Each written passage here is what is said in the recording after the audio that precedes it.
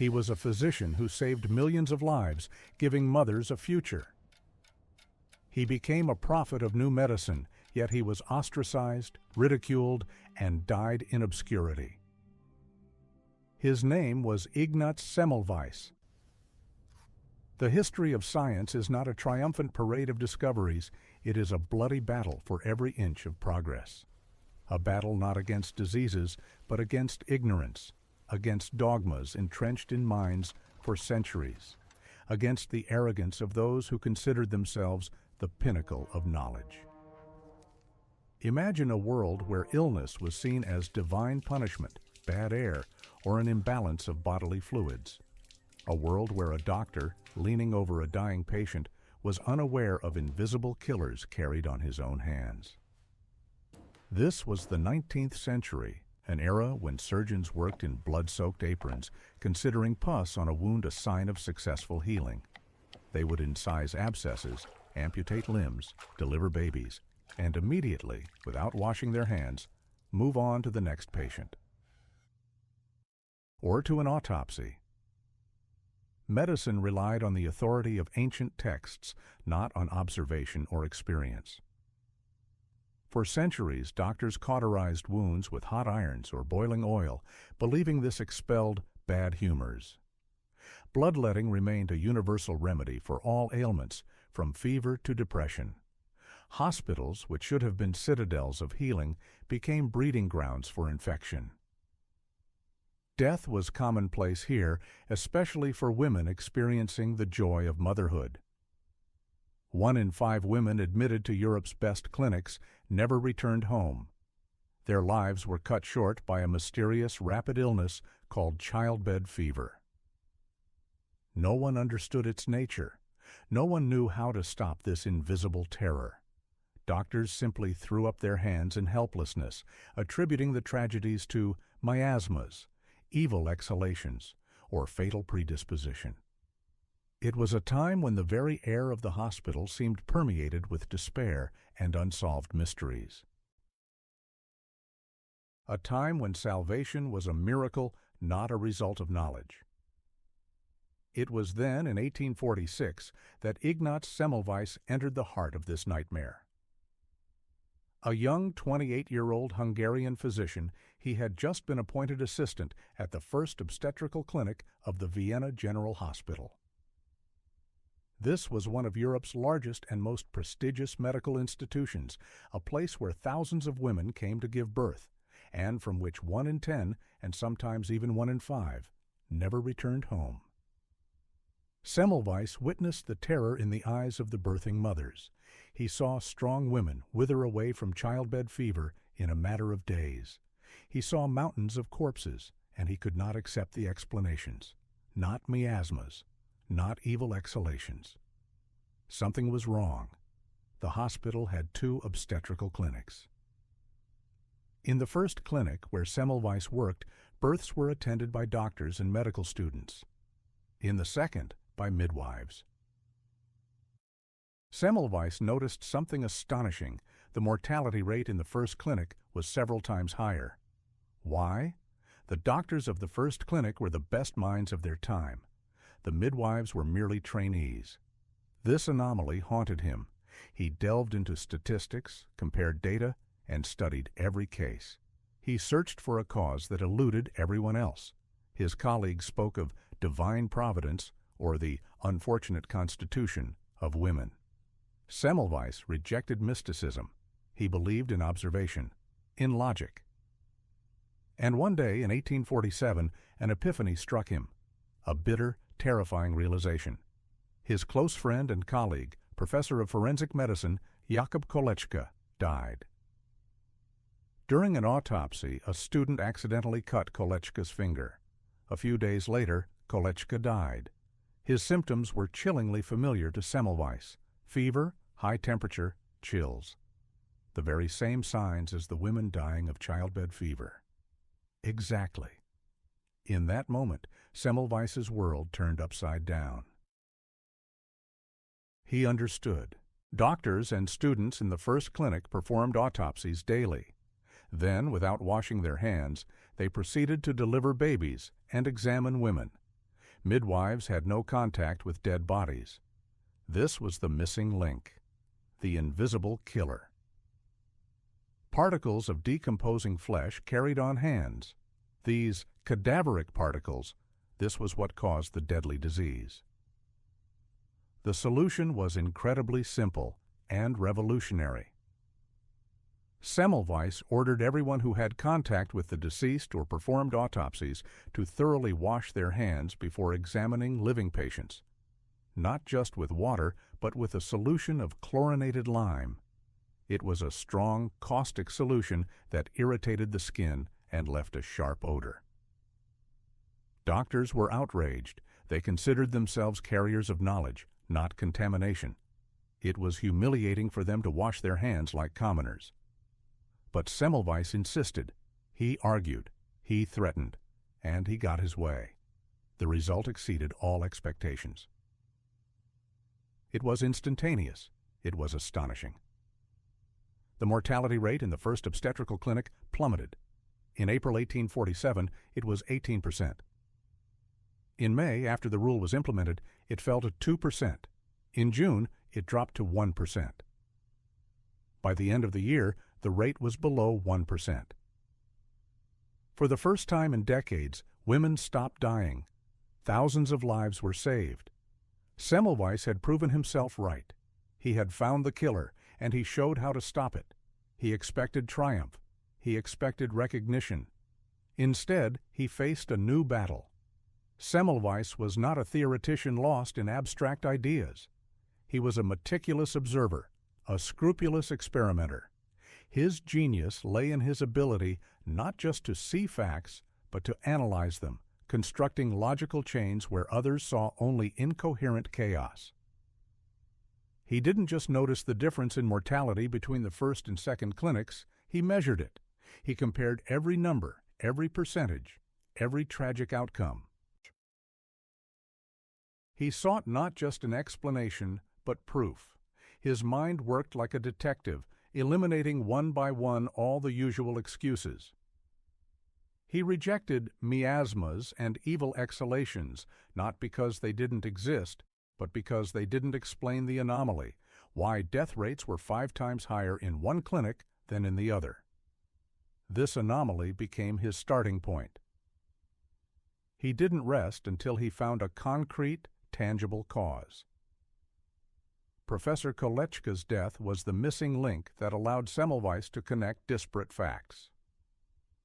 He didn't just hypothesize a link between corpses and infection, he established it by comparing, down to the smallest detail, the symptoms of his dying friend with the agony of thousands of birthing women. This was empiricism in its purest form, a belief in data, not dogma, in observation, not speculative theories, in results, not authority. His only tool was logic, supported by irrefutable statistics. And of course, chlorinated lime, a caustic solution that didn't just clean, but destroyed. This wasn't a random choice. Semmelweis chose chlorinated lime because he knew of its powerful disinfectant properties, its ability to neutralize the odors of decomposing flesh. If the cause was cadaveric particles, then they needed to be not just washed off, but neutralized. He didn't invent complex equipment. He invented a protocol, a method, simple yet radical, thorough hand-washing with chlorinated lime solution after every contact with cadavers and before examining living patients. He was convinced that these simple steps would save lives, and he didn't keep his discovery to himself. He immediately began to share it, first within the hospital, giving lectures to students and doctors.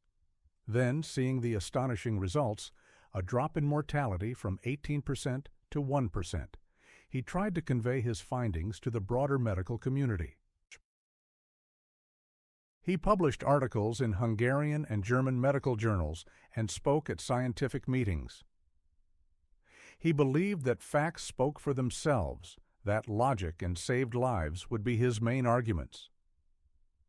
He expected his discovery to be met with enthusiasm, that his method would immediately spread worldwide.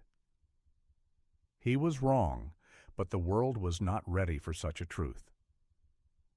The medical establishment of Vienna met his discovery not with recognition, but with stubborn, furious resistance. This was not merely a scientific disagreement, it was a blow to their self-esteem, to their professional pride, to their entire worldview. Doctors who had worked for decades in blood-stained aprons, who considered pus on a wound a sign of successful healing, now heard, "You are murderers, your hands carry death." It was humiliating. It was unthinkable. They could not accept that disease was caused by something invisible, carried on their own hands. Where was the proof? Where were these cadaveric particles? They weren't visible under a microscope. No, disease was an imbalance of bodily fluids, or miasmas, bad vapors floating through the air, or at worst, a fatal predisposition in women. Semmelweis, with his chlorine and statistics, was an outsider, a heretic who dared to challenge the immutable foundations of their centuries-old knowledge. They refused to believe his statistics, despite their irrefutability. They found dozens of reasons to refute them. It's a coincidence. It's a temporary phenomenon. It's just a fluke, they insisted. Next month, mortality will rise again. But it didn't. It remained at 1%. Then they changed tactics. His method, washing hands with chlorine, was humiliating to them, and his explanation absurd. "Gentlemen cannot be dirty," they protested. "Our hands are clean. We are doctors." The very fact that a doctor had to wash his hands like a commoner was an insult to their high status. Professor Karl von Rokitansky, dean of the medical faculty and a prominent pathologist, openly opposed Semmelweis. He was a proponent of the miasmatic theory and refused to acknowledge cadaveric particles. Other professors, like Joseph Skoda, who might have supported Semmelweis, chose to remain silent, fearing for their positions. Doctors laughed at Semmelweis behind his back. They whispered that he was insane. His reports were ignored, his articles unquoted, and his requests to implement the method in all clinics were rejected. His ideas were ridiculed in lectures, becoming objects of jokes. Instead of support, he faced hostility, intrigue, and blatant sabotage. They tried to remove him from his position, to strip him of his ability to work. Only a few, who had witnessed the salvation of mothers with their own eyes, dared to defend him. These were his closest colleagues, assistants, who themselves observed the decline in mortality. Among them were Ferdinand von Hebra, a distinguished dermatologist, and Gustav Michaelis, a professor of obstetrics from Kiel, who, upon learning of Semmelweis's method, immediately implemented it in his clinic, achieving equally impressive results. They tried to convey the truth, but their voices were drowned out by the chorus of condemnation. The system, built on centuries of authority and unshakable dogmas, could not accept someone who exposed its fatal flaws. It chose to reject salvation rather than admit its own ignorance. Ignorance prevailed. It cast aside his ideas, but it could not break Semmelweis's will. In 1851, after 4 years of uncompromising struggle in Vienna, Ignaz Semmelweis left the Austrian capital. He returned home to Hungary. There, in Budapest, he was offered the position of head of the obstetrics department at St. Roch Hospital. It was a modest institution, not as prestigious as the Vienna General Hospital, but it was his new battlefield. His chance to prove himself right again, he immediately set to work. No compromises, no deviation from his principles. All doctors, students, and midwives working in his department were required to wash their hands with chlorinated lime solution before each examination of birthing women. The method, which had been ridiculed and rejected in Vienna, became law in Budapest. Semmelweis personally oversaw compliance, tolerating not the slightest deviation. He was strict, at times even despotic, but he knew lives were at stake. and history repeated itself. Again, the mortality rate from childbed fever in Semmelweis's department began to fall, rapidly, inexorably. If the mortality rate had been over 10% before his arrival, within a few months it dropped to less than 1%. In some months, the mortality was 0. Not a single woman died. These were figures that could not be ignored. These were living proofs that spoke louder than any words. This time, the resistance was weaker. Perhaps because St. Roch Hospital was not a center of academic arrogance like Vienna, perhaps because Semmelweis already had experience in the struggle and was more unyielding, his success was evident to everyone. He saved hundreds of women, and his name, which was whispered with mockery in Vienna, was pronounced with respect here. In Vienna, he was ridiculed. In Budapest, he was respected. There, he was a heretic. Here, a savior. This change was not just geographical, it was a mental shift. People who witnessed daily mortality and then its disappearance could not deny the facts. They began to trust. They began to believe. And this trust allowed Semmelweis to act, to implement, to insist.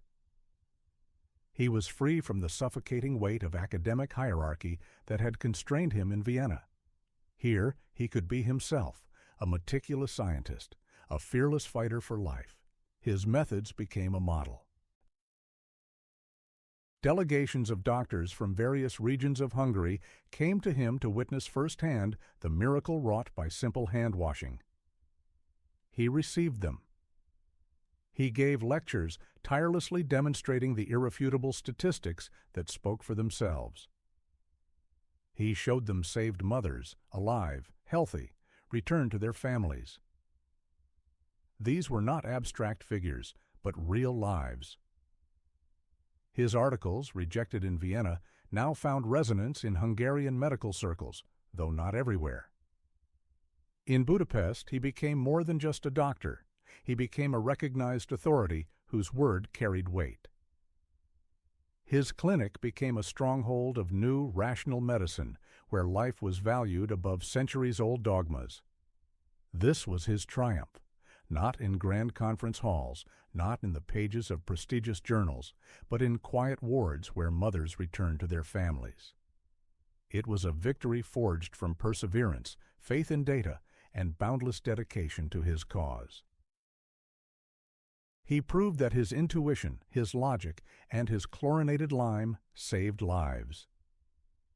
He became a prophet of a new era in medicine where invisible killers could be defeated. And for a short time, it seemed his ideas had finally conquered the world. But the world did not change overnight. Semmelweis's triumph in Budapest remained localized. His ideas, despite saving thousands of lives, never gained widespread acceptance during his lifetime. The medical community of Vienna, and indeed all of Europe, continued to reject him. They could not accept that their own hands carried death. They could not believe in invisible, cadaveric particles. Semmelweis died in 1865 without seeing the true scale of his discovery. He was buried in oblivion. His name did not echo throughout the world. It seemed ignorance had triumphed definitively, but the seed had been sown. Years after his death, the world began to change, slowly, inexorably. Not directly thanks to Semmelweis, but thanks to those who came after him, those who, perhaps, did not even know his name, but followed the same path of observation and experiment. A few years later, in the 1860s, the French chemist Louis Pasteur introduced his revolutionary germ theory. He proved the existence of microorganisms, bacteria, as the cause of infectious diseases. What Semmelweis called cadaveric particles, Pasteur called microbes.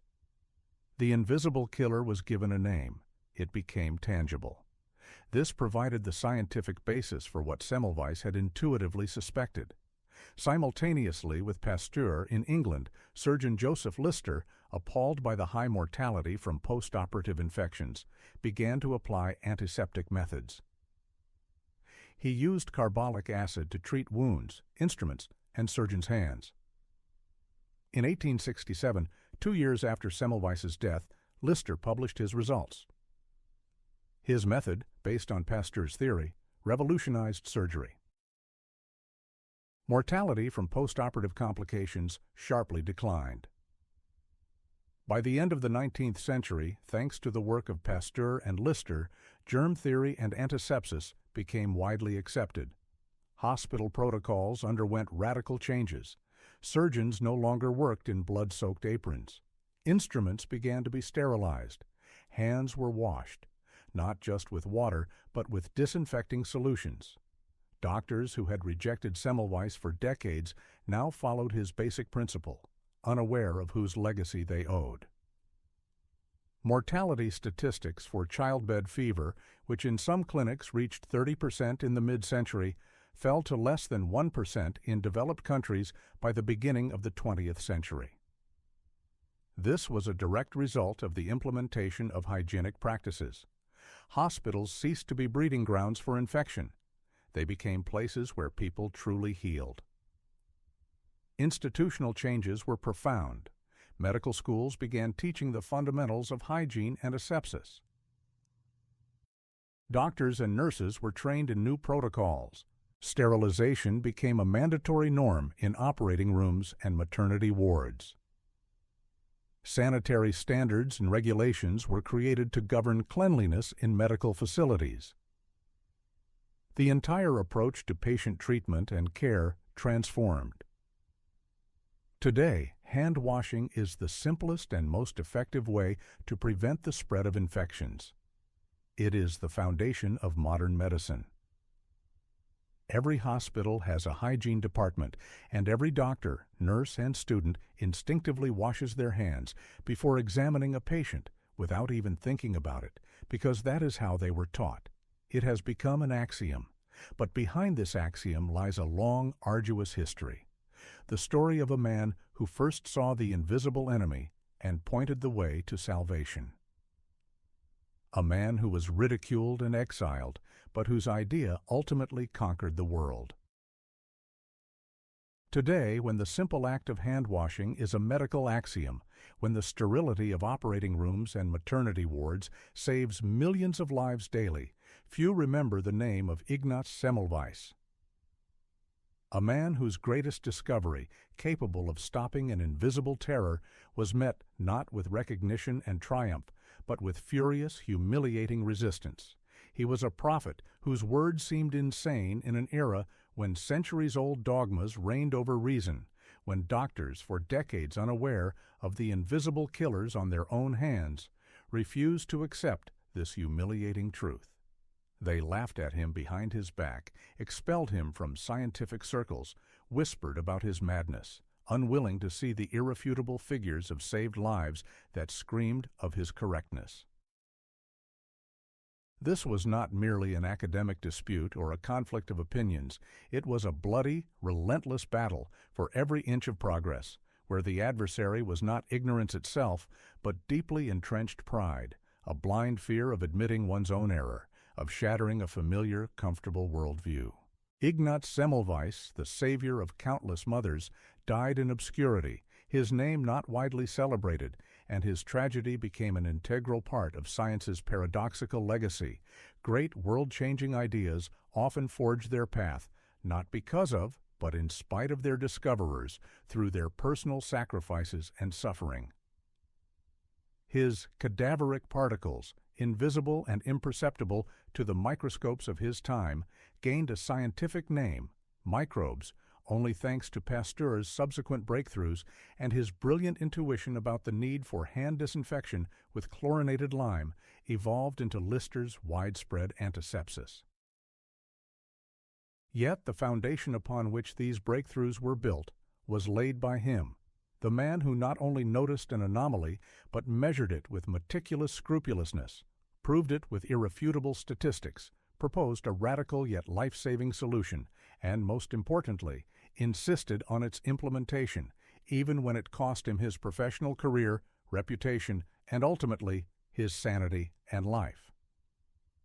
He was a true empiricist, believing in data, not speculative theories, in results, not authority. His genius lay in his unique ability to see the invisible, in the penetrating logic that connected disparate, seemingly unrelated facts into a single, salvific truth capable of revolutionizing the medical world.